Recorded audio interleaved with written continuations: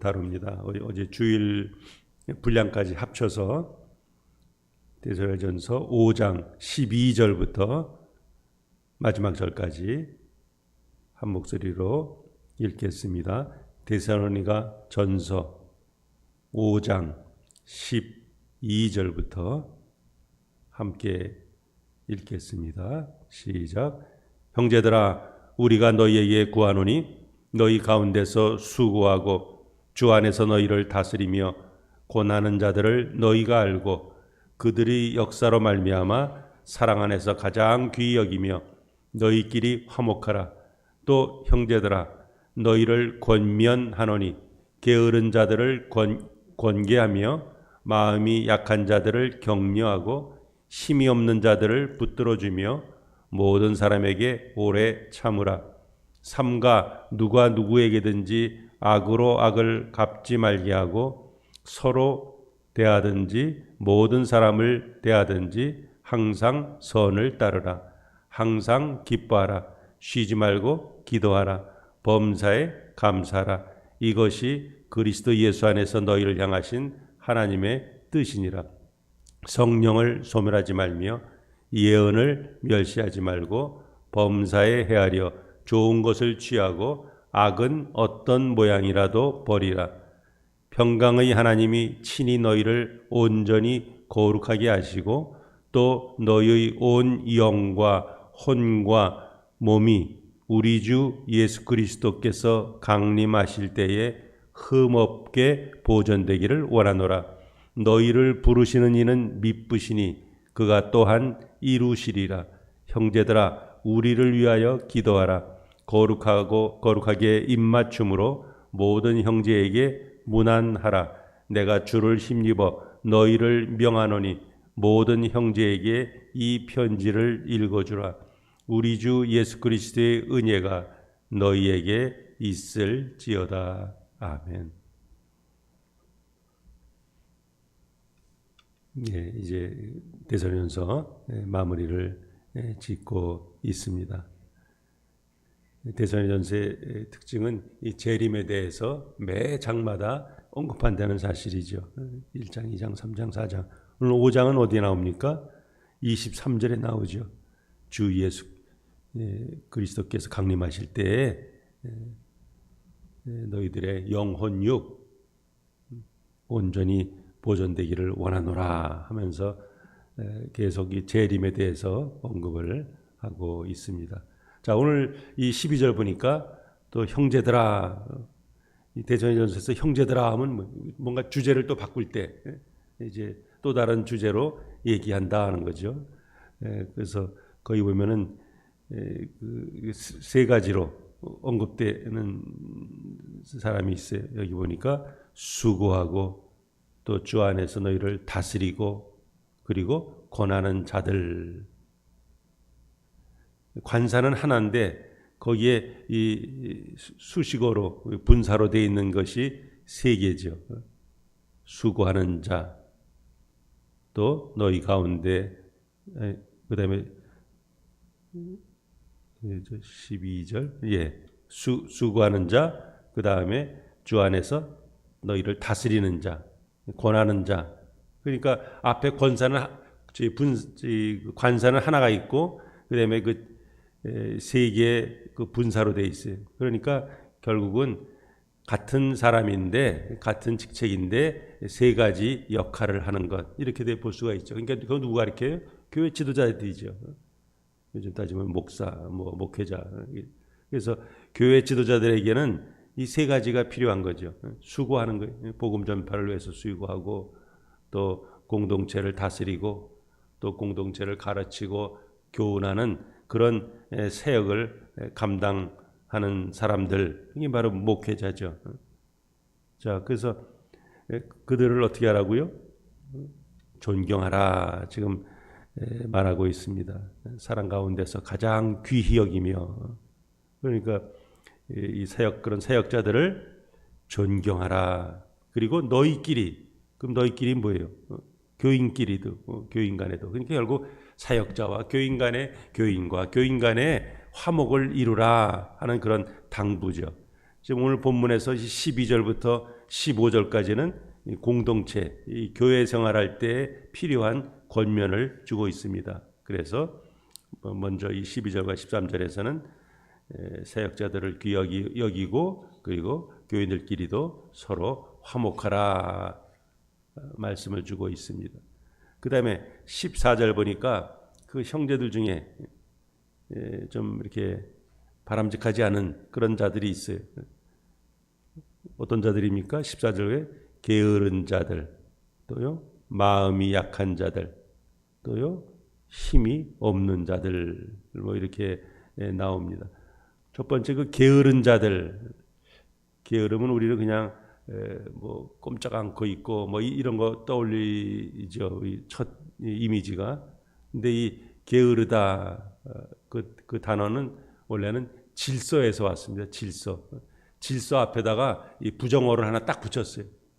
그러면 질서 있게 살아야 되는데 앞에다가 낫이라는 이 부정을 딱 붙이면 어떻게 돼요? 그럼 무질서하게 사는 사람이죠. 그러니까 교회 안에서 이런 식으로 교회 생활해야지 하는 어떤 질서가 있어요. 그 공동체 질서. 근데 질서를 깨뜨려 자기 마음대로 혈기도 부리고 뭐 그냥 원칙도 없이 막 하고 막 그냥 이렇게 해서 이 질서를 깨뜨리는, 교회를 어지럽히는 그런 사람들이 더러 있는 거죠. 그러니까 그들을 훈계하고 다스려라. 이게 권계란 말에 권면 뭐 다 같은 말이죠. 훈계하고 다스려라 합니다. 네, 두 번째는 어떤 사람입니까? 마음이 약한 자들. 직역하면 마음이 적은 자들 뭐 이런 뜻이에요. 그러니까 지금 우리 데살로니가서 계속 나오는 주제 중에 하나가 뭐예요? 재림이죠, 재림. 근데 이거 예수님 오신다는데 이거 이미 죽은 사람도 어떻게 되나? 그러면 이 사람들은 구원 못 받나? 하여튼 이런 거 가지고 그냥 아주 쓸데없이 염려하는 거죠. 염려하는 마음이 이렇게 좁아가지고 이거 어떻게 계속 염려하는. 그런데 그렇게 염려하는 자들 뭐 하라고요? 격려하라, 안심시켜라, 위로하라, 뭐 그런 말이죠. 그 다음에는 힘이 없는 자들을 붙들어주라. 자, 여기서 힘이 없는 자는 그냥 뭐 이렇게 체구도 왜소하고 해서 육신적으로 약한 뭐 이런 뜻이 아니라 영적으로 약한 자들이죠. 그러니까 영적으로 약하다면 어떻게 돼요? 이런 무슨 가르침에 유혹에 자꾸 넘어가는 거죠. 우상을 섬기고 유혹에 빠지기 쉽고 이런 영적으로 약한 자들, 그런 자들을 사도 바울은 격려하라. 그렇게 하면 안 되지 하면서 그런 자들을 격려하라 그랬어요.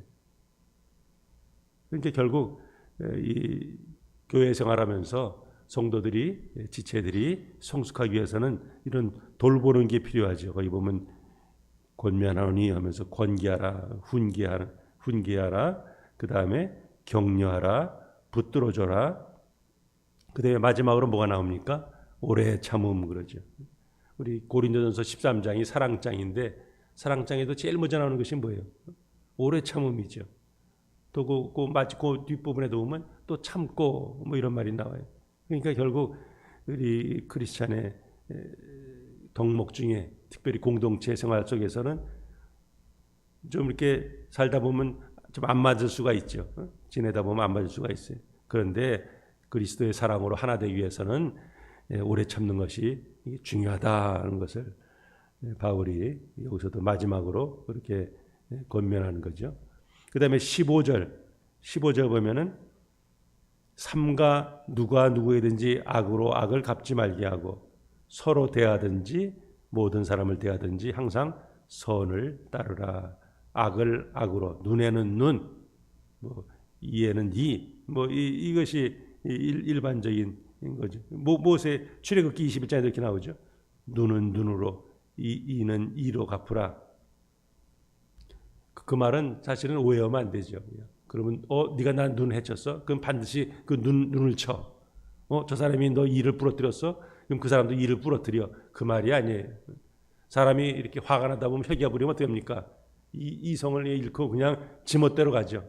그러다 보면은 이 사람은 눈을 쳤는데 화가 나고 뭐 그냥 하면 어떻게 됩니까? 눈도 치고 다른 데까지 칠 수가 있어요. 그러니까 여기까지 그런 면에서 이 모세의 계명을 준 건데 그거 갖다가 오용하면 어떻게 됩니까? 반드시 너는 주니까 반드시 상대방도 눈을 쳐 그렇게 권면하는 것은 아니죠. 여튼 거기까지 이렇게 그걸 언급하는 건데 어쨌든 여기서 모든 사람에게 악으로 악을 갚지 말라. 우리 로마서 12장에 보면 너를 박해하는 자를 뭐하라 그래요?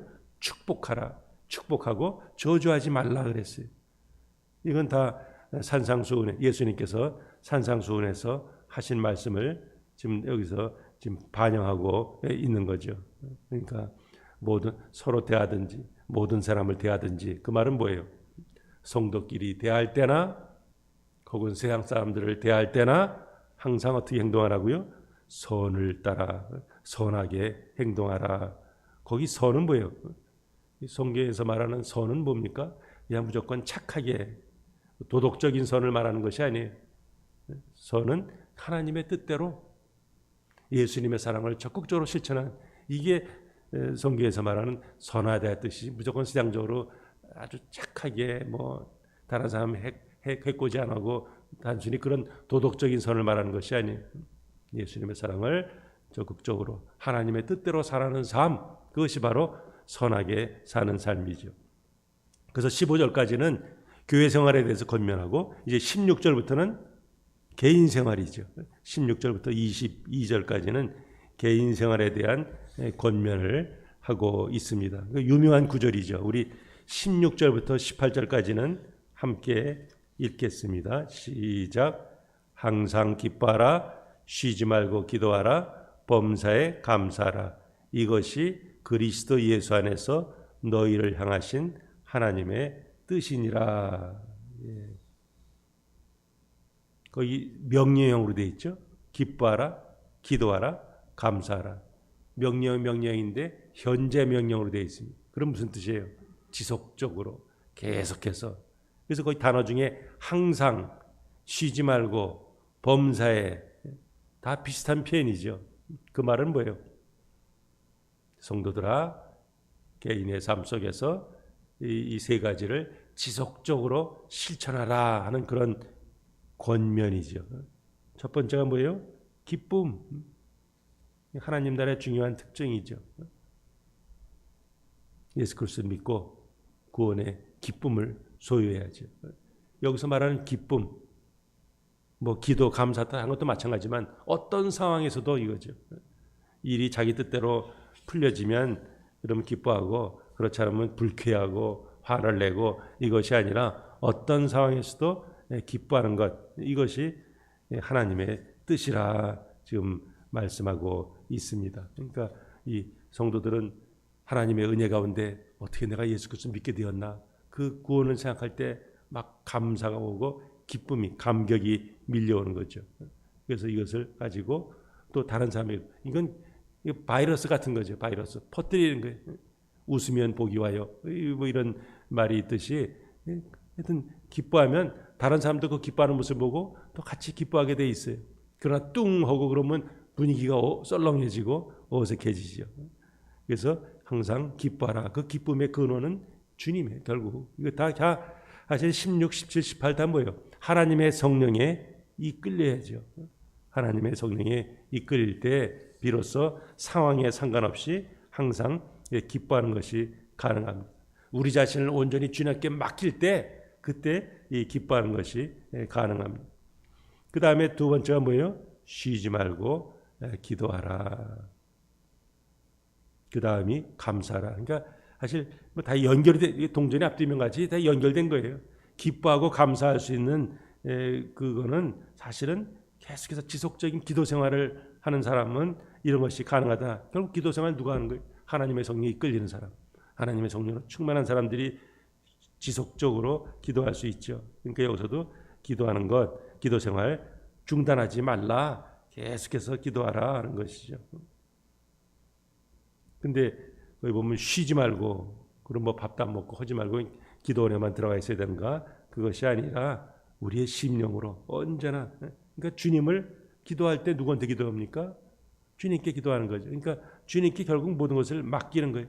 하나님의 인도하심을 받는 삶, 그런 사람들이 하나님 앞에 쉬지 않고 기도할 수 있습니다. 걷든지 운전하든지 모든 상황에서도 항상 주여, 이거 어떻게 됩니까? 주여 감사합니다 하면서 교통하는 거죠. 18절도 마찬가지. 범사에 감사하라 그랬어요. 모든 상황에서, 뭐 직역하면 그렇게 되죠. 어떤 상황에서 우리 사도 바울이 내가 자족하기를 배웠다 이런 말하죠. 그동안의 사역 가운데 그가 깨달은 것이 감옥에 있어서도 또 뭐 선교의 열매를 많이 맺혀서도 어떤 상황에서도 그는 주님을 인해서 기뻐할 줄 아는 그런 비결을 그는 깨달았습니다. 자, 그렇게 여기서도 범사에 감사하라. 그래서 암에 걸렸어요. 암에 걸려서 감사합니다. 이러면 좀 미친 사람이죠. 그러나 암에 걸렸을지라도 그런 속에서도 여전히 우리는 주님 앞에 감사할 수 있어요. 그러니까 어떤 상황에서도 감사하라. 다 이게 다 연결된 거죠. 기도하는 사람은 또 감사하게 되고 감사하는 사람은 기뻐할 수 있어요. 그런데 우리 거기까지만 암송하기가 쉽죠. 범사에 감사하라. 근데 그 다음에 무슨 말이 있어요? 이것이 그리스도 예수 안에서 너희를 향하신 하나님의 뜻이다. 하나님의 뜻이 뭐예요? 반드시 그렇게 해야 되는 거죠. 명령이죠. 옵션이 아니죠. 기뻐할까? 에이, 이런 때 어떻게 기뻐해? 어떻게 감사해? 그러나 그럼에도 불구하고 감사하는 것, 이것이 하나님 백성의 중요한 표시죠. 그러니까 성도가 온전한 삶을 살기 위해서는 계속해서 지속적으로 기뻐하고 기도하고 감사해야 함, 바울은 권면하고 있습니다. 자, 그 다음에 18절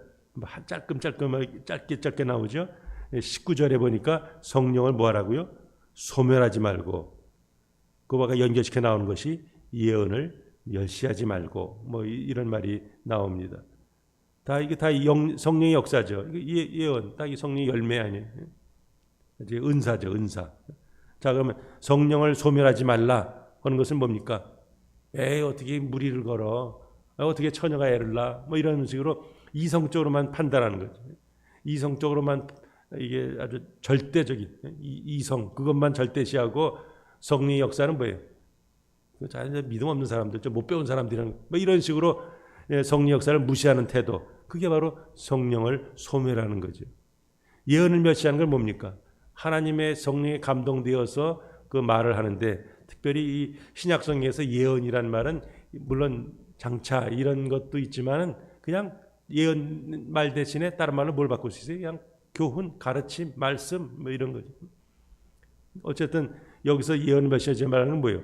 또 성령의 역사를 너무 신봉해가지고 그냥 그걸 함부로 남용하거나 오용하는 것, 그런 것도 하지 말라, 이런 거죠. 그러니까 결국 뭐예요? 극단을 피하라는 거죠. 극단을 피하고 경건하게 범사에 헤어려서 좋은 것을 취하라. 그러니까 뭘 취합니까? 모든 은사를 분별해서 정말 좋은 은사, 그것을 취하고 그것을 사용하고. 그러니까 결국 어떤 것이 좋은지 하려면 뭐가 필요해요? 이건 악이야, 이건 좋은 거야. 결국 분별의 은사죠. 결국 분별의 은사도 뭐가 있어야 가능해요? 하나님의 성령의 기름 부으심이죠. 성령으로 충만할 때 뭐 기뻐할 수 있고 기도할 수 있고 감사할 수 있고, 또한 분별해서 이건 하나님께서 역사하시는 거구나, 이건 마귀의 유혹이구나, 이런 것들을 분별해서 좋은 것을 취해서 하나님의 뜻대로 분별해서 그것을 사용하라 하는 것이죠.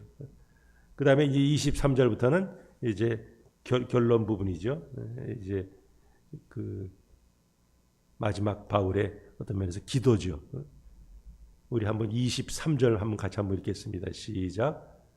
평강의 하나님이 친히 너희를 온전히 거룩하게 하시고 또 너희 온 영과 혼과 몸이 우리 주 예수 그리스도께서 강림하실 때 흠없게 보존되기를 원하노라. 첫인사에서도 사도 바울이 1장에서 평강을 언급했는데, 여기서 다시 한번 이 평강, 샬롬을 얘기하는 거죠. 그러니까 평강의 근원, 예수 그리스도를 믿고 하나님의 은혜 가운데 살아갈 때 그 임하는 그 삶의 그 결과가 뭐예요? 그게 평강이죠. 평강. 그러니까 가장 귀한 복은 하나님의 평강을 누리는 거예요. 예수님께서 부활하신 예수님께서 제자들에 나타나셔서 후 하고 숨을 불어넣으시면서 뭐라 그랬어요? 너희에게 평강이 있을지어다.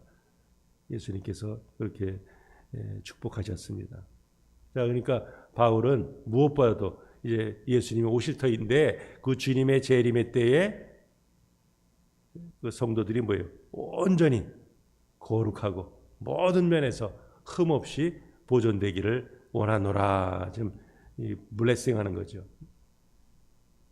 우리 사도 그러니까 베드로 후서에도 3장에도 보면 베드로 사도가 말씀할 때 점도 없이 흠도 없이 평강 가운데 주님을 맞이하기를 원하노라. 이런 권면하죠.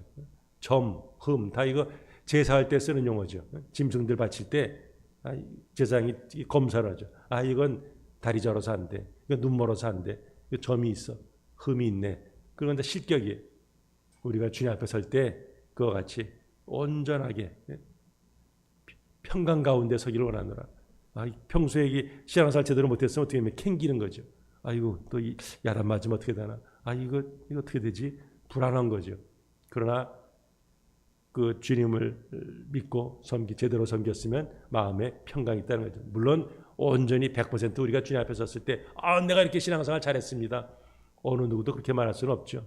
그러나 그것을 바라보면서 우리가 하나님의 성령에 이끌려서 우리가 살아가는 삶, 이것을 살기를 권하노라. 실제 그렇지 못하니까 바울이 지금 블레싱하는 거죠. 그렇게 살아 하면서 그 데살로니가 교인들에게 마지막으로 그런 기도를 하고 있습니다. 자, 그리고 25절부터는 이제 다시 근데 24절에 너희를 부르신 자는 어떻다고요? 미쁘시니 또한 이루시라. 이게 어떻게 우리가 주님 앞에 온전히 설 수 있지? 나는 뭐 이러면서 자신이 없을 수도 있어요. 그런데 하나님은 어떤 분이에요? 미쁘신 분, 페이스풀하다, 믿을만하다, 신실하다. 그러니까 이 모든 일을 이루실 것이다. 그러니까 믿음으로 주님만 딱 붙들기만 하면 하나님께서 결국 다 할 것이지. 아이고 내가 마지막 때 이거 어떻게 평가운데 만날 수 있을까? 이거 제대로 어떻게 될까? 이렇게 염려할 필요 없다는 거죠. 왜? 하나님은 신실하신 분이다.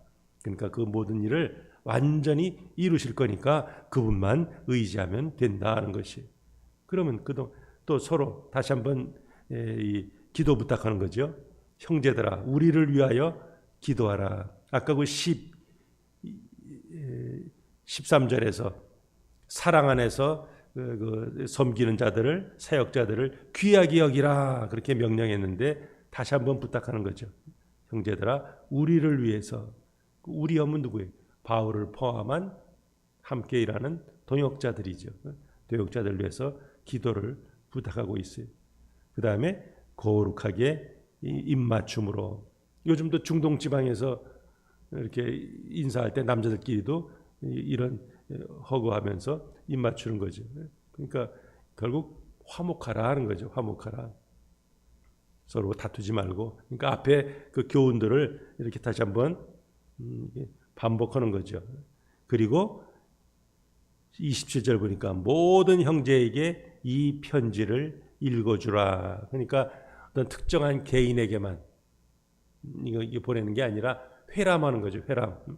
옛날에야 뭐 인터넷이 없고 무슨 책이 뭐 이게 다양하게 있지 않으니까 뭐 어떻게 이런 것들을 알기가 쉽지 않아요. 그러니까 바울이 쓴 편지 하면 그걸 가지고 교회 앞에서 교인들의 앞에서 이거 읽는 거죠. 바울이 이런 식으로 권면했습니다 하면서 그래서 모든 사람에게 이것을 읽어주라 그랬어요.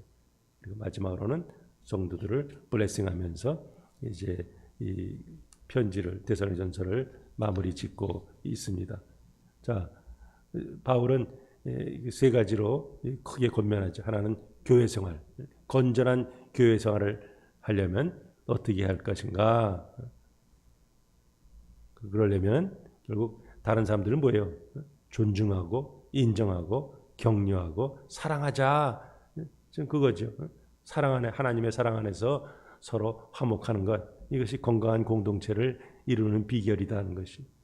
그 다음에 개인적으로 일상생활 속에서는 하나님의 뜻을 실천해야지 하는 거예요. 하나님의 뜻을 실천하는 게 뭐예요? 구체적으로 기뻐하고 기도하고 감사하는 것, 이것이 하나님의 뜻이라. 교회 안에서만이 아니라 가정에서, 직장에서, 모든 삶의 현장에서, 또 날마다의 삶 속에서 기뻐하고 즐거워하고 기도하는 것, 이것이 하나님이 기뻐하시는 성도의 모습이다 하는 것이. 그리고 마지막으로는 이제 서로 공동체의 지체를 위해서 기도하라는 거죠. 사역자들을 위해서 기도하고 서로를 위해서 기도하고 거룩하게 서로 교제할 것, 그것을 말해주고 있습니다. 특별히 여기 보면 기도, 다 기도 부탁이죠. 기도. 바울 자신이 기도의 능력을 가진 자입니다. 바울이 하면 죽은 자도 살아나고 뭐 귀신도 쫓겨나고 능력의 종이에요. 나는 다 이제 아주 완벽해. 나는 성령으로 충만해. 바울은 그러지 않았어요. 그렇게 기도의 능력을 체험하고 하나님의 성령의 기름 부음 받은 바울조차도 나를 위해서 기도해다오 하면서 이 기도의 동역자들을 초청하고 있습니다. 그러니까 기도는 뭐 아무리 강조해도 결코 지나침이 없죠. 우리 왜 기도할 때 능력은 우리 안에 있는 것이 아니라 주님에 있으니까 기도할 때 그분의 뜻을 헤아리고 그분의 능력을 힘입습니다. 그래서 사도 바울은 우리 개인적으로나 교회적으로나 함께 서로 건강한 공동체를 이뤄가면서 주님과 교통하자. 그 근저에 뭐가 흐르는 거예요? 하나님의 성령의 충만함이죠. 성령이 이끌려서 신앙생활, 개인생활 잘 감당합시다 하는 것이. 그럴 때 아름다운 주님의 공동체가 이루어진다. 이것은 2000년 전에 데살로니가 교회에만 주시는 말씀이 아니라 오늘 우리에게도 똑같이 줍니다.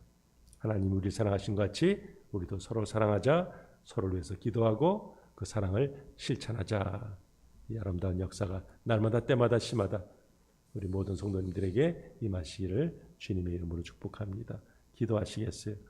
거룩하신 하나님 감사합니다. 이 월요일 아침에도 저희들 또 단잠을 깨워주시고 기도로 한 주를 시작하게 하시니 감사합니다. 날씨가 상당히 차졌습니다. 이 환절기에 살아난 주의 백성들 여기까지 강건하게 붙들어 주시고 어떤 형편과 처지 속에서도 주님을 묵상하면서 오히려 우리 마음이 뜨거워지게 하시고 기뻐하며 기도하며 감사하는 성도들, 또한 이 사랑을 함께 나누는 자들, 함께 서로 위로하고 격려하는 성도들이 되게 하여 주옵소서. 오늘 한 날의 생활도 주님께 의탁하며 예수님의 이름으로 간절히 기도하옵나이다. 아멘. 이제 각자 기도하십시오.